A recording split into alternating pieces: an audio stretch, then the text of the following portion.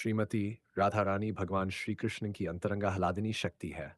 अर्थात वे भगवान के आनंद और प्रेम की पूर्ण अभिव्यक्ति है।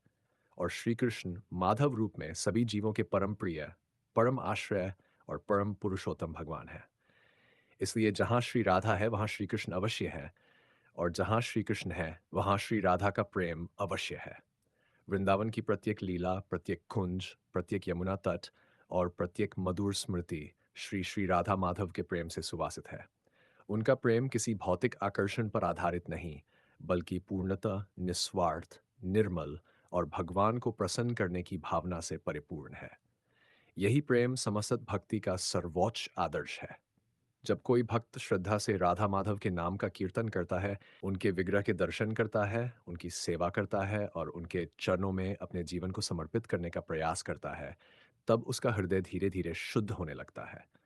काम, क्रोध, लोभ और अहंकार कम होने लगते हैं और भगवान के प्रति प्रेम तथा सेवा की भावना बढ़ने लगती है। राधा रानी अत्यंत करुणामयी है। वे प्रत्येक जीव का कल्याण चाहती है और भक्त की ओर से श्री कृष्ण के सामने कृपा की प्रार्थना करती है। इसलिए गौड़ीय वैष्णव परंपरा में पहले श्रीमती राधा रानी की कृपा की याचना की जाती है, क्योंकि उनकी कृपा से ही श्री कृष्ण की प्रेममयी सेवा का अधिकार प्राप्त होता है।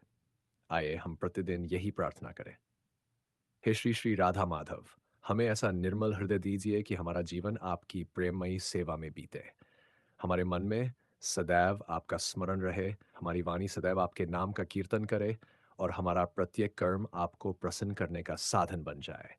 यही हमारे जीवन की सबसे बड़ी सफलता है।